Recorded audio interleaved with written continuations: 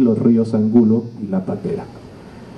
Hay un punto muy importante que es dentro de la información previa o histórica que hacemos. No entendíamos por qué había concentraciones manifiestas en la región, altas de sulfatos de forma natural, y el suelo se percibía que tenía una alta cantidad de materia orgánica, lo que en algunas ocasiones puede resultar en interferencias cuando se están tratando de evaluar hidrocarburos. Yéndonos a la revisión documental, pudimos observar que la planta precisamente estaba en una zona que era de una laguna endorreica. Estas zonas son volcanes o conos cineríticos, pues material ígneo, que cerraron la cuenca que estamos viendo aquí. En 1900, mediante un decreto presidencial, se creó el río Angulo, es decir, este río fue creado precisamente para desaguar esa región y permitir que lo que era la zona de laguna se convirtiera en zonas de cultivo. Entonces fue un plan de 1900 que permitió desaguar esta zona y que nos dejó precisamente tierras muy fértiles con altas concentraciones de materia orgánica, porque era una laguna, y asimismo con altas concentraciones de azufre, que es parte de los componentes de lo que se va asentando en el suelo. La siguiente, por favor. Dentro de la geología, y como ya mencioné, tenemos principalmente material volcánico de tipo ígneo extrusivo, son conos signeríticos, derrames basálticos, y esto implica una complicación más dentro del contexto del estado, porque tenemos problemas de contaminación con metales, pero metales en ambientes ígneos extrusivos frecuentes y en altas concentraciones, de tal forma que hay que ser muy juiciosos en definir los valores de fondo que pueden ser naturales para las diferentes metales que pueden estar presentes en los sitios industriales. La siguiente, por favor.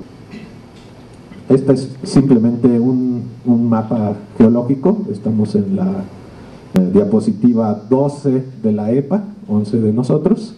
Y bueno, aquí estamos viendo que es un ambiente de viales, que es precisamente donde estamos nosotros. Esta es la zona en donde nos encontramos, con depósitos cuaternarios de basaltos, terciarios, terciario medio, de andesita basalto. Es un vulcanismo muy fuerte en esta región. Adelante. El acuífero. Bueno, se encuentra dentro del acuífero de Zamora, que está formado precisamente por derrames basálticos y piroclásticos, y los primeros elementos son más permeables, que constituyen un acuitardo de permeabilidad media y baja. La primera pregunta que tiene un consultor cuando va a ir a hacer una caracterización es: ¿cuál es la profundidad del agua subterránea? Normalmente la bibliografía que tenemos disponible habla de acuíferos profundos. ¿Por qué? Porque de ahí es de donde se extrae el agua.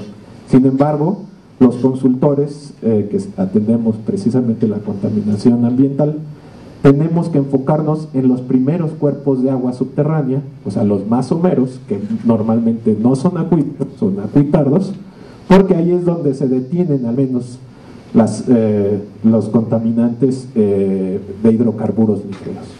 Ahora bien, explicar el caso del que les estamos hablando, tenemos un problema que al haber compuestos clorados, estos compuestos son más pesados que el agua y entonces se tienden a hundir en lo que es el acuífero e irse a las zonas más bajas, de tal forma que cuando tenemos que definir la profundidad a la que vamos a estar trabajando, hay que tomar en cuenta que estos compuestos migran verticalmente más que horizontalmente. La siguiente, por favor. Aquí vemos los acuíferos regionales. Insisto, muchas veces para los consultores como nosotros esta información no es muy útil porque habla de los acuíferos profundos. La siguiente. Y bueno, algo que aprovechando el foro en el que estamos, en algunos países alguna de esta información que estamos poniendo como temas no disponibles actualmente en México sí están disponibles y tienen una implicación muy importante porque los montos y la facilidad de realizar estudios ambientales es mucho mayor al nosotros poder consultar, por ejemplo, los registros de perforación geotécnica de una región, en donde vamos a saber técnicas de investigación vamos a utilizar, como las que vimos el día de ayer, son barrenación helicoidal, empuje directo. Asimismo, saber a qué profundidad tenemos que instalar pozos de monitoreo, qué espesor tiene ese cuerpo de agua saturado dentro de los estratos terrestres. Y bueno, si hay pozos de monitoreo disponibles, pues saber cómo se están configurando esos pozos. Insisto, esta información no está actualmente en México, pero creo que es algo que en otros países se ha podido poner esta información en bases de datos disponibles al público, y quizá sea importante buscar la forma en que aquí también se haga y en sus países de Latinoamérica también. La siguiente, por favor.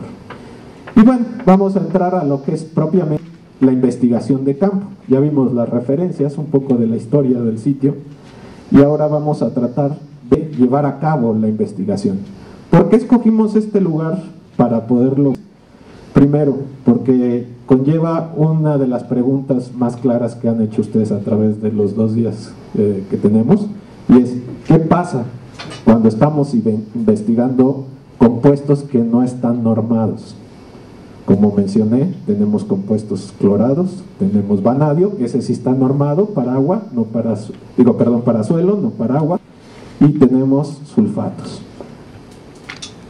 Aquí voy a hacer hincapié en que desde el punto de vista técnico no existe ninguna diferencia en hacer una investigación para un compuesto normado que para un compuesto no normado. En realidad el problema es para los abogados, que tendrán que definir cómo se maneja el problema. Pero en términos técnicos simplemente tenemos que entender el comportamiento de los compuestos químicos para llevar a cabo la caracterización. Y quizá a un punto que sí habrá que definir es contra qué vamos a comparar esos compuestos que estemos encontrando. Aquí vamos a ver que hicimos un poco de exploración geofísica, sondeos eléctricos verticales y estudios de radar. La geofísica nos permite definir la estratigrafía que podíamos encontrar en esta región y la homogeneidad litológica que íbamos a encontrar cuando estuviéramos haciendo los estudios, de tal forma que esto nos podría dar un poco de evidencia a qué profundidad íbamos a instalar los pozos de monitoreo. Ahora bien, teníamos, de acuerdo con el reporte, conocer la distribución de estos residuos que no se observan a simple vista caminando por el terreno, y entonces la técnica de georradar es conocida porque puede ver cavidades en la tierra y muchas veces detectar residuos que estén enterrados. Me voy a adelantar. El estudio de radar, aunque era impresionante las figuras que nos daban, 3 dimensiones, a colores, etcétera, resultó que las plumas estaban totalmente incorrectas. Donde marcaban que había residuos no había, y donde había residuos, que posteriormente lo supimos, ahí no había. Entonces el radar ni siquiera lo voy a mostrar los dos porque fue totalmente un fracaso, pero ese es uno de los puntos importantes. Es una herramienta que pudimos comprobar que no servía. Sin embargo, la geofísica evidenció y nos ayudó a poder definir de monitoreo y también entender qué nos íbamos a encontrar verticalmente dentro de nuestro estudio para definir la profundidad a la que nos podíamos encontrar los compuestos clorados. Asimismo, hicimos un plan de instalación de pozos de monitoreo y muestreo de agua subterránea.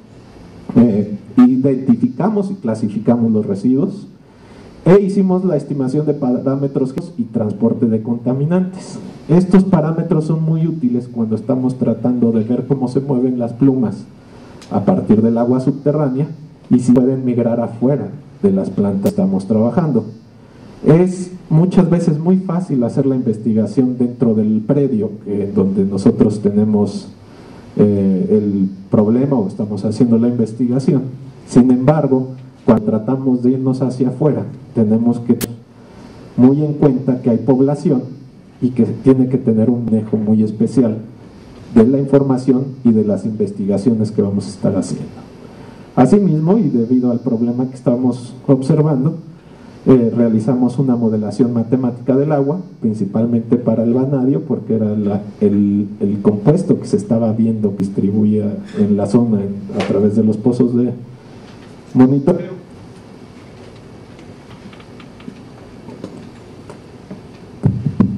Perdón. Y hicimos la identificación de receptenciales.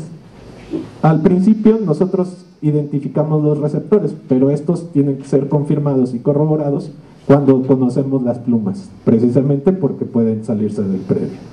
La siguiente, por favor. Vendría siendo el slide 17 para la EPA. Tuvimos 3 eventos de campo. 2 fueron realizados en el 2008 y un tercero en el 2010. Esto precisamente a raíz de que no podíamos identificar plenamente la distribución de los residuos enterrados. Y por otro lado hay un factor muy importante que debemos de tener siempre en cuenta, y es las variaciones estacionales.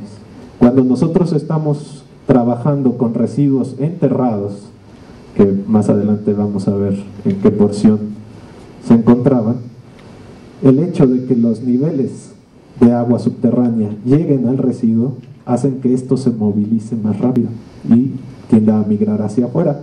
Sin embargo, si nosotros estamos monitoreando en un periodo de estiaje, puede ser que no estemos viendo ningún contaminante. Esto pasó en este sitio precisamente. En esta primera etapa hicimos aproximadamente 24 sondeos, donde tomamos un total de 60-70 muestras de suelo y se instalaron 8 pozos de monitoreo para la calidad del agua. ¿Por qué se instalaron tantos pozos de monitoreo? Porque, como manifesté, no sabíamos en dónde estaban los residuos enterrados. La siguiente, por favor. Aquí vemos algunas de las técnicas, y esta es otra de la particularidad del sitio. En este sitio usamos todas las técnicas de perforación que hemos visto estos 2 días. Hemos visto muestreos manuales, muestreos con el hueca y cuchara partida, que es esta, y más adelante vamos a ver que también se usaron equipos de muestreo de empuje directo.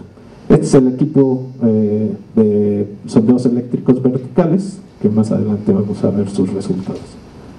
La siguiente, por favor. Esta es la segunda etapa o el segundo evento de investigación. Aquí abrimos la retícula de perforación. Finalmente esto nos permitió conocer con mayor detalle la distribución de los contaminantes en el suelo. Aquí vemos que para las zonas específicas donde estábamos nosotros encontrando residuos o indicaciones del almacén de residuos, que era la fuente principal, hicimos varios sondeos tratando de delimitar las de contaminación y la volumetría. Adelante, por favor. Aquí estamos viendo, en el caso particular, en donde estamos trabajando en un cuerpo de agua somero de 1,5 metros, 2 metros de edad, en ambientes arcillosos con pequeños lentes arenosos. Usamos un método de muestreo que mañana van a ver ustedes, que se llama de bajo flujo o low flow. Tiene la particularidad de que el nivel de turbidez del agua, de tal forma que al tomar la muestra no tenemos interferencias por las tris de suelo que se pueden estar apodando durante el muestreo. Mañana les explicarán con más detalle de cómo se lleva a cabo esta técnica de muestreo. Tiene una ventaja también, que casi no genera agua que tenga que mandarse a tratar. Y como verán, también evaluamos algunas norias, porque eran las que estaban alrededor y que podrían ser potencialmente una ente o una ruta de transmisión del contaminante. Además de las pruebas hidrológicas para definir precisamente las conductividades eléctricas, la transmisibilidad del acuífero. Adelante, por favor. Y bueno, vamos en el slide 21 para EPA. Nosotros estamos en el slide 20.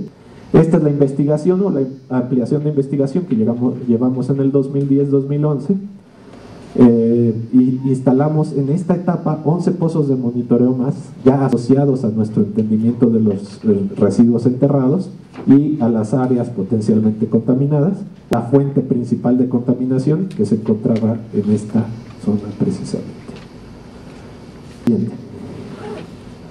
Aquí, como les mencionaba, ya se usó otro equipo de perforación y se instalaron pozos de monitoreo que son más prácticos.